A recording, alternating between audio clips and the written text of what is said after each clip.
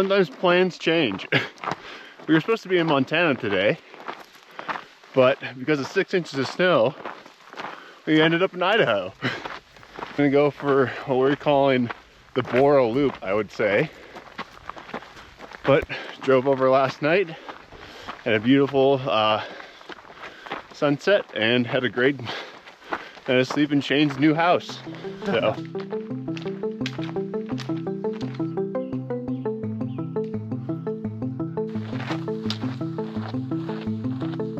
So we reached the first saddle at around 8,700 feet, I think. So time to go cross country to hit the northwest ridge.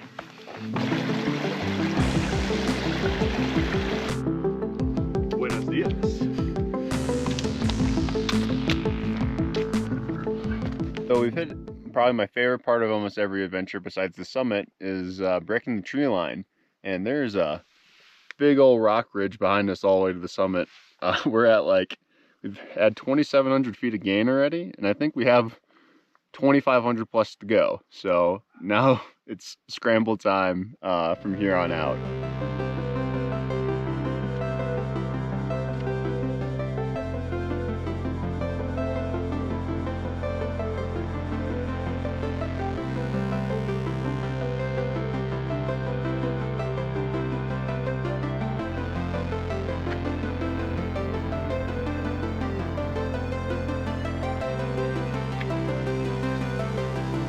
Following the ridge up to the top.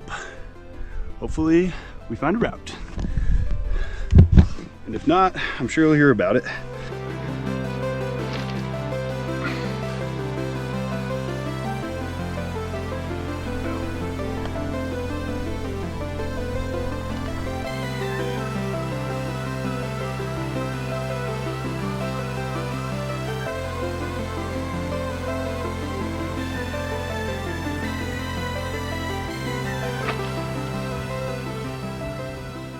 So we've hit our first fall summit of the day, and the true summit is right there. What do you think of the route finding so far, Shane? Been difficult. I think they said this was 3+. I think they sandbagged the crap out of it. Scratch that last check-in. We decided to actually just go straight down this couloir because all the routes around those spires at the top here were way more than class 3+ for us. I didn't see a ray around. I flew the drone around, couldn't even find it. So we literally just dropping through a giant scree couloir, and if we have to, we'll drop all the way down and then just boot up a scree field to the original route. But this is definitely not how to do Borah Peak if you want to have a chill day. So yeah, learn from our mistakes.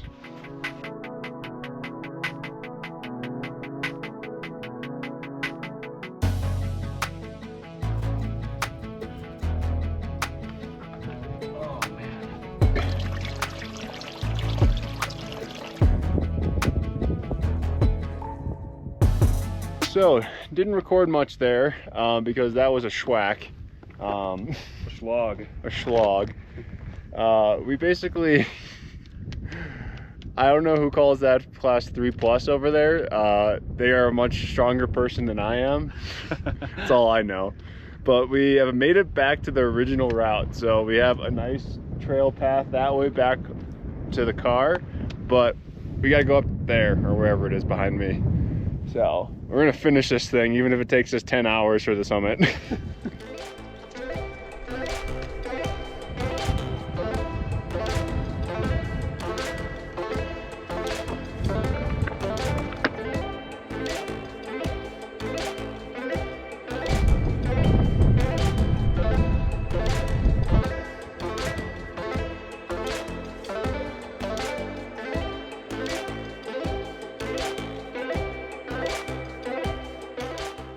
Well, it is July 4th. We have an American flag on the back of our summit right here, which is pretty cool. Very fitting.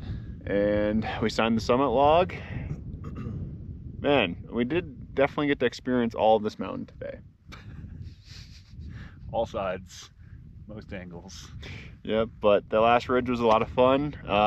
apparently we get to go now check out Chicken Out Ridge. So at least that's on the way back down by the snow bridge. But we had some fun ridge life to finish the day, which was a nice little treat after the slog. So that's just what we're gonna call it, a slog. It was a big slog. Yeah.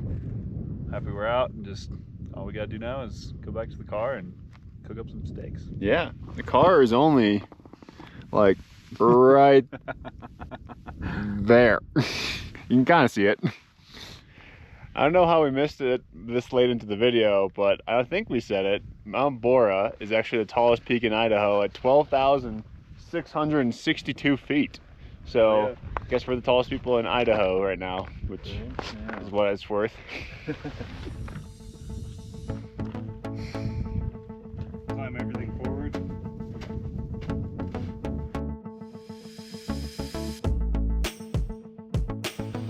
We're hunting the Urukai.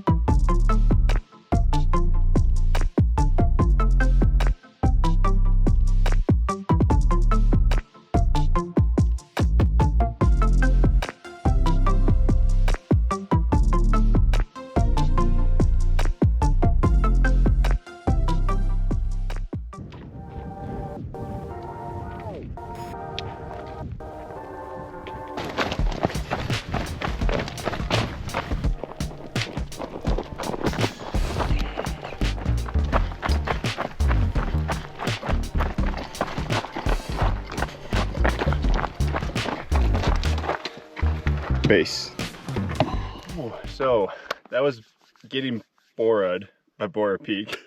Our initial plan, sometimes the plans change, just kind of like how we came out here, and yeah, we made it work. Ended up doing a lot more vert than we wanted to get to the summit, but whoever put those routes up as class 3 are pretty sandbagged, at least for us.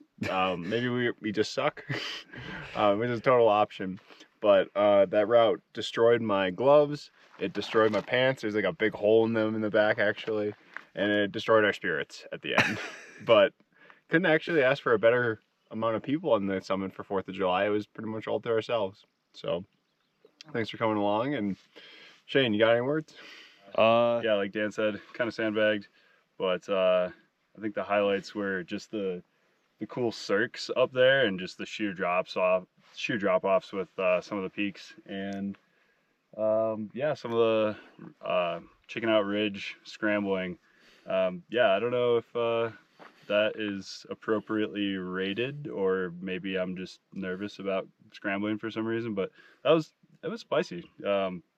Definitely think we could have just stuck to the main route and had a good time, but we decided to try something else, and without a ton of beta. But overall, I'm glad Dan kind of led the charge down the couloir that we exited, because we didn't really have any other options. We were kind of just pigeonholed. We didn't want to come all the way back down the way we went up, and just fortunate that we found an alternative route and were able to traverse over and still bag the main peak.